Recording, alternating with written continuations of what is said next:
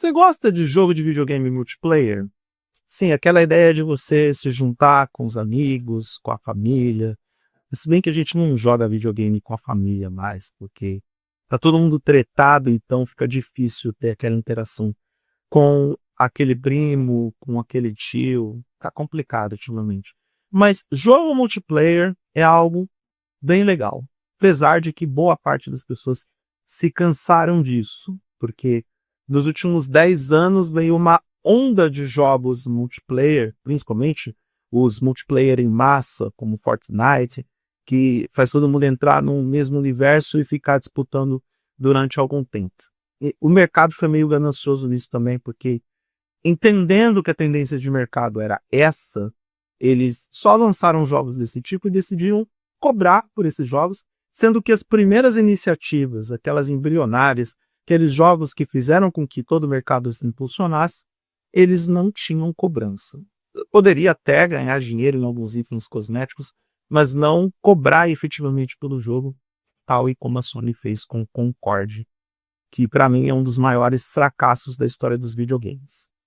Então, parece que essa ideia de jogo multiplayer está passando por uma reformulação onde algumas pessoas talvez não gostem muito disso, porque não só promove uma volta ao passado sobre a experiência de jogo com outra pessoa, como também revela que as pessoas estão querendo mesmo jogar o jogo de casal. Isso mesmo. É uma forma de você conseguir uma namorada através do jogo de casal.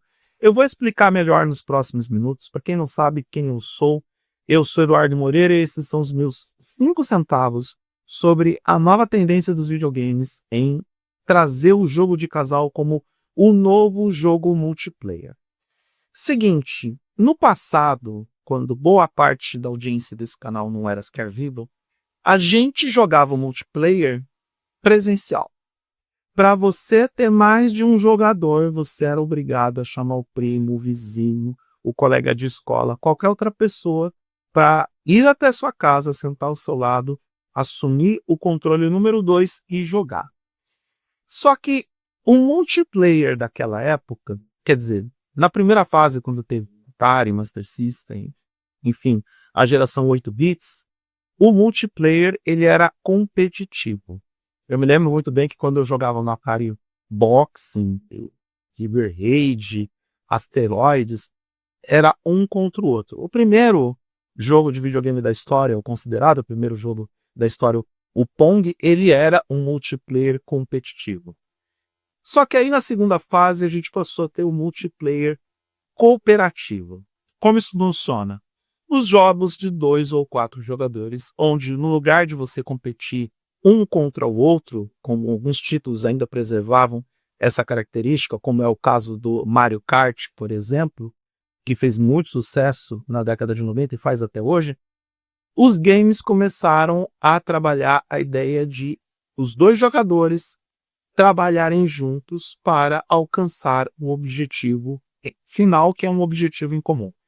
Essa ideia do multiplayer colaborativo veio dos fliperamas. Por exemplo, jogos como Final Fight trabalhavam com multiplayer cooperativo. Era para os dois jogadores passando pelas fases. Um dos jogos que inventaram o método ou o padrão beat'em up, que foi Final Fight, trabalhava dessa forma, 2 jogadores andando sempre nas mesmas fases, enfrentando os mesmos inimigos para derrotar o mesmo chefão. A mesma tendência veio com o Streets of Rage, jogo maravilhoso do Mega Drive, e vários outros tantos títulos que apareceram na época. Donkey Kong Country trabalha com o multiplayer cooperativo e é um dos jogos mais populares da época do Super Nintendo. Então a gente vê vários exemplos de jogos cooperativos que nasceram da década de 90 dos videogames e que consolidaram esse tipo de multiplayer como um modelo de negócio de sucesso. E aí, a gente tem o avançado tempo, a gente tem o afastamento das pessoas, até mesmo por conta da internet, ou melhor, tudo é uma questão de perspectiva também. Da mesma forma que nos afastamos fisicamente de algumas pessoas, nos aproximamos de outras que estão em outros locais do mundo. E aí, o multiplayer em massa online entra em ação e domina o mercado. Só que Nós vivemos em 2021 uma crise sanitária global terrível que nos deixou afastados de todo mundo por mais ou menos uns 2 anos. Estamos bem, felizmente. 2020, na verdade, né? 2021 a gente ainda está na crise. 2020 essa crise começou. Não vou editar muito esse vídeo. Quero não ter uma conversa assim orgânica com vocês. E aí todo mundo se cansou de ficar sozinho. Essa aqui é a verdade. Por mais que para muitos o distanciamento social fosse uma bênção, porque evitava chefe chato, colega de trabalho insuportável, a maioria das pessoas não quer mais ficar sozinho. E aí, mesmo à distância, a gente volta para o multiplayer cooperativo. Um dos jogos que mais faz sucesso hoje nas plataformas de videogames, apesar de toda a crise que nós estamos vivendo dentro do setor, é It Takes Two. E esse é um multiplayer cooperativo por excelência. E aí os especialistas, a indústria, produtores de conteúdo, todo mundo foi tentar entender por que que agora a gente tem o multiplayer cooperativo como principal tendência para o mundo dos games. E existem algumas explicações para isso. Primeiro, porque é uma boa forma de você conseguir uma namorada. Eu não tô brincando. Sério, porque tem uma galera aí meio insuportável, machista, que acha que mulher não joga videogame. Muito pelo contrário. O público feminino jogando videogame aumentou consideravelmente. Então, no lugar de você jogar com um macho suado, você vai jogar com uma mina. E depois do jogo, vocês podem até sair para jantar, passear no parque, no cinema, ou fazer coisas mais interessantes do que todas essas que eu citei, inclusive jogar videogame. Então, a primeira explicação: mulheres jogando videogames, e com as mulheres jogando videogames existem interações desses grupos, desses gêneros diferentes, e com essa mudança de comportamento, com essa combinação de gêneros para a prática de jogos de videogames, os jogos e os desenvolvedores estão se transformando em algo que é mais sinestésico. E essa é a segunda explicação do porquê que o jogo de casal está fazendo sucesso. Ser sinestésico e ser empático podem ser conceitos um tanto quanto complicados nos dias de hoje. Mas a sinestesia se vale por aquela aproximação de conceitos e comparações práticos ou empáticos com o nosso mundo. Vou traduzir o que eu acabei de falar. Quando você joga um multiplayer cooperativo com a sua namorada ou com seu amigo, na ideia de juntos vocês alcançarem um objetivo, vocês fortalecem a relação entre duas pessoas com mundos diferentes, universos diferentes, visões de mundo diferentes. Os estudos mais recentes estão mostrando que é mais fácil você se aproximar de uma outra pessoa quando você joga com ela, tal e como acontece na vida prática. Quando nós entramos em modo cooperativo, quando trabalhamos em equipe e todos estão voltados para um objetivo comum, é mais fácil que o grupo chegue no objetivo e além. É mais ou menos aquele conceito do sozinho eu posso chegar mais rápido, mas em grupo eu chego mais longe. E isso é fato da nossa vida prática. Então, os jogos de multiplayer cooperativo estão melhorando as relações interpessoais. Relações interpessoais que ficaram perdidas por conta da crise sanitária global, por conta das divisões de mundo, das diferentes visões de mundo que estão apresentadas hoje. Então, vale a pena a gente olhar para como o mundo dos videogames está em transformação em prol do bem comum.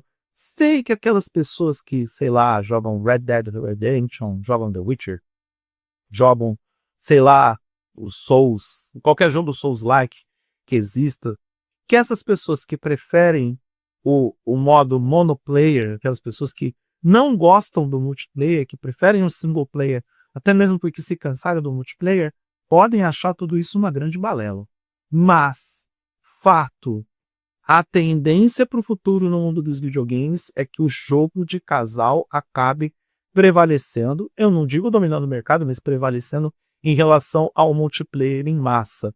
Até porque essas experiências mais empáticas, e empatia é você basicamente colocar os seus pés no sapato do outro para entender onde é que o cabo dói, essas experiências empáticas estão ajudando a transformar os jogadores em pessoas, se eu falar pessoas mais conscientes, vou perder metade da audiência desse canal. mas sim pessoas mais conscientes sobre a necessidade de colaborar com o outro e de ser, de ter a visão objetiva e clara das necessidades do outro e também desenvolver outras coisas como renunciar a si para que o todo vença, dar 2 passos para trás para que todos deem 3 passos para frente. Todas aquelas coisas que uma galera que é mais revoltada, que é mais, como que eu vou dizer, mais persistente em certos conceitos, não conseguem entender ou assimilar. Que bom que o mundo dos videogames está se transformando em algo que é mais pacífico e civilizado. Não que eu não goste de dar porrada nas pessoas numa tela de videogame, tá?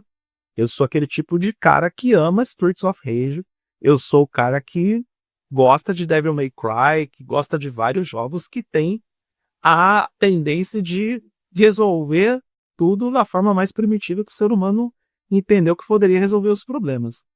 Mas é muito mais divertido quando você tem outra pessoa com o mesmo objetivo que você, batendo no mesmo cara. Eu sei, é uma frase polêmica para terminar o vídeo, porque dá a entender que eu gosto de atos covardes, mas não é verdade, tá?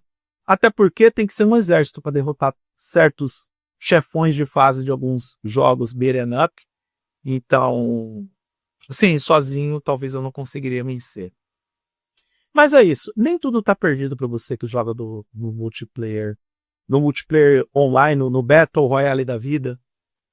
Mas só parça para os desenvolvedores pararem de cobrar por coisas que antes eram de graça, ou por experiências que poderiam ser melhores em boa parte dos casos. Eu não sou contra, por exemplo, a eliminação de um gênero de videogame para que outro prevaleça.